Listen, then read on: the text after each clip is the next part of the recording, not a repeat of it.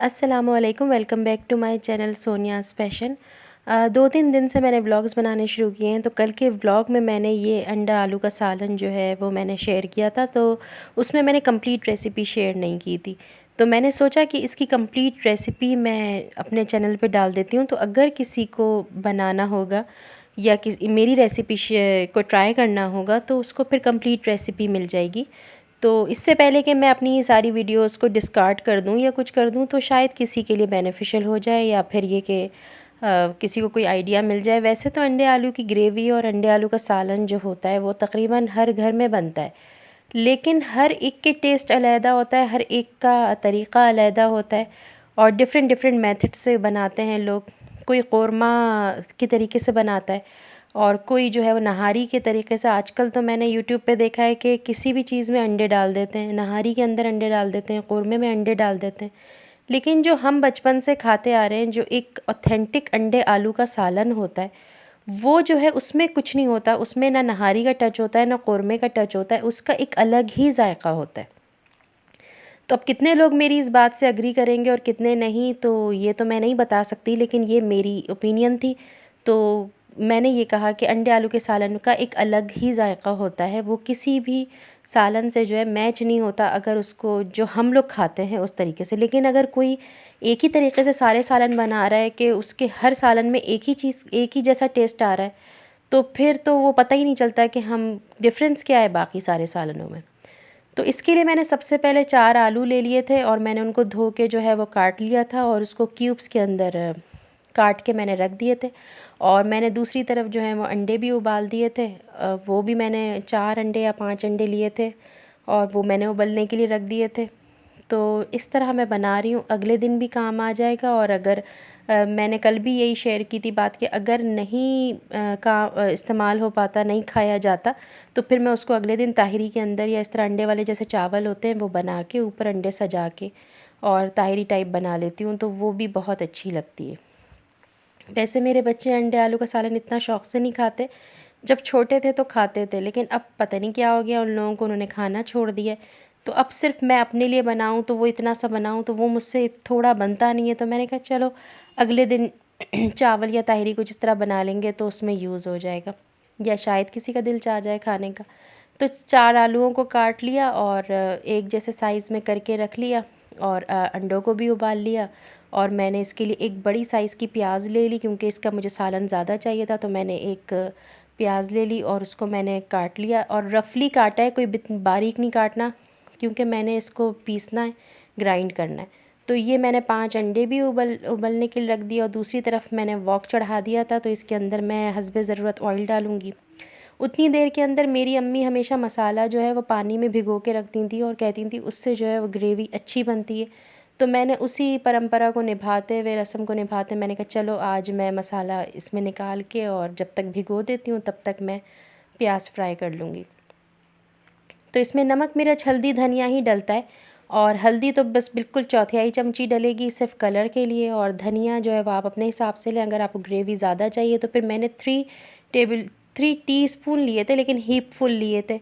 और नमक आप अपने हिसाब से लीजिए, मैंने भी बहुत आधी चम्मच नमक लिया था, क्योंकि हमारे यहाँ नमक का इस्तेमाल बहुत कम है। और पिसी हुई लाल मिर्च जो है वो 1 छोटा टीस्पून था, लेकिन वो बिल्कुल एंड हो गया था, तो मैंने बस उसको 2-3 किस्तों में डाला है। तो बस यही मसाले पड़ेंगे इसके अलावा से पिसे हुए, और इसके अलावा से साबुत गरम मसाले मैं लूँगी।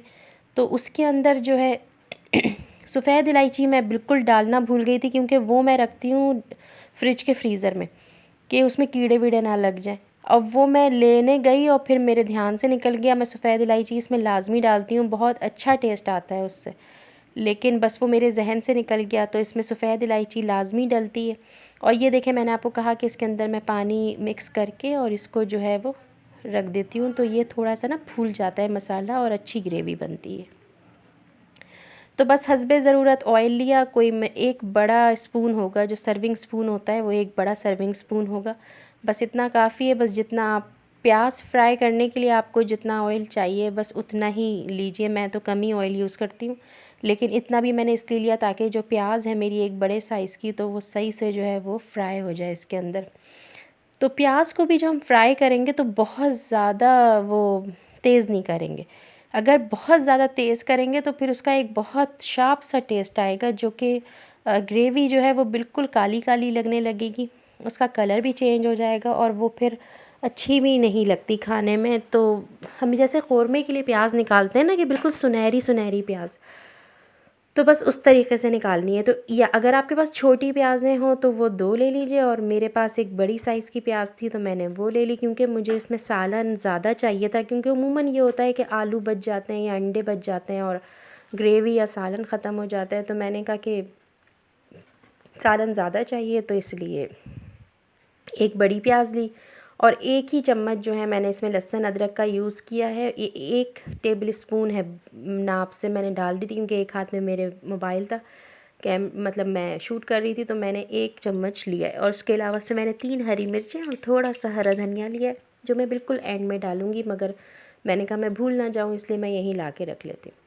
तो अब आए गरम मसालों की तरफ। तो थोड़े से 1 2 3 छोटे छोटे तेज़पात ले लिए मैंने, और जिसको बे लीव्स भी कहते हैं। और दालचीनी का टुकड़ा बहुत मोटा रह गया था, बस बाकी ख़त्म हो गई थी, अब वो मुझसे टूट नहीं रही थी। तो मैंने कहा चलो उसको मैं बाद में तोड़ती हूँ। एक बड़ी इलायची ले ली, 2 3 छोटी इलायचियाँ ले लीजिएगा, 2 4 मतलब लौंगे ले लें, और 7 से 8 जो है वो काली मिर्चें ले लें।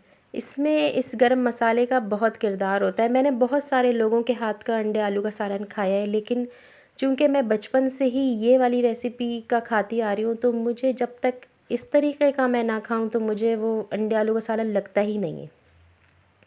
ये मेरी टेस्ट बड्स है, ज़ाहिर सी बात है, मैं इस रेसिपी की यूज़ टू हूँ, मुझे इसी की आदत है। लोग अजीब व गरीब टाइप का बनाते हैं, जिसमें कच्ची कच्ची प्याज मुंह में आती है, सही से प्याज अलग हो रही होती है, शोरबा अलग हो रहा होता है, या वो लगता है जैसे नहारी खा रहे हैं, कौरमा खा रहे हैं। तो इसमें गरम मसाले का बड़ा किरदार होता है।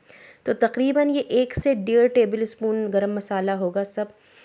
तो इसके अंदर जो है फिर मैंने जो है वो प्याज फ्राई करने के लिए रखी हल्की आंच पे। मैंने कहा जल ना जाए, इसलिए मैंने हल्की आंच कर दी थी, कि इसकी टिप्स जो हैं वो गोल्डन होनी शुरू हो गई थी। कभी कभार ऐसा होता है कि इंसान काम में लग जाए, मसाले निकालने में या कुछ करने में, तो प्याज बिल्कुल जल जाती है। तो मैंने इसको हल्की आंच पे छोड़ दिया था कि चलो जितनी देर में मसाले वसाले निकालती हूँ तो प्याज अच्छे से फ्राई हो जाएगी हल्की आंच पे। अब मैंने तेज़ कर दी आँच, और मैं अब बिल्कुल फ़ारिग हो गई थी मसालों से, तो मैंने कहा चलो अब प्याज पे ही अपना सारा फोकस रखते हैं, कि कहीं ये जल ना जाए, पर चीज़ भी ज़ाया हो और मेहनत भी ज़ाया हो। तो मैंने इसको अब दोबारा हल्की आंच पे करके मैंने अंडों की तरफ गई, और मैंने कहा चलो इतनी देर के अंदर, जितनी देर में प्याज ब्राउन हो रही है, मैं अंडों को छील लेती हूँ और इसको निकाल लेती हूँ। ये भी एक बड़ा मरहला है, क्योंकि अंडे जो हैं या कभी छिलकों के साथ ही उतर आते हैं और कभी कुछ, तो इनको भी थोड़ा टाइम देना पड़ता है। तो मैंने इसमें ठंडा पानी डाल के इनको भी आराम से, पहले मैंने सोचा था 1 अंडा जो है वो मेरी बेटी खा लेगी, तो बाकी 4 का ही मैं सालन बना दूँगी। तो लेकिन वो फिर पता नहीं क्या हुआ, उसको भी देना भूल गई और उसको ध्यान में भी नहीं रहा। हाँ, वो देर से उठी थी शायद। अच्छा, कल मैं ब्लॉग में आपसे ज़िक्र कर रही थी ना कि अंडे जो हैं वो बड़े छोटे साइज़ के आए, लग रहा है 2 जर्दी के। अब जब मैंने तोड़ा तो वाकई वो 2 जर्दी के थे, और इतनी खुश हुई मैं कि वाह, ये तो लकीली हो गया कि हमने तो डबल जर्दी के ख़रीदे भी नहीं थे और डबल जर्दी के ही इसमें आ गए। तो ऐसी चीज़, छोटी छोटी चीज़ों से बड़ी खुशी होती है।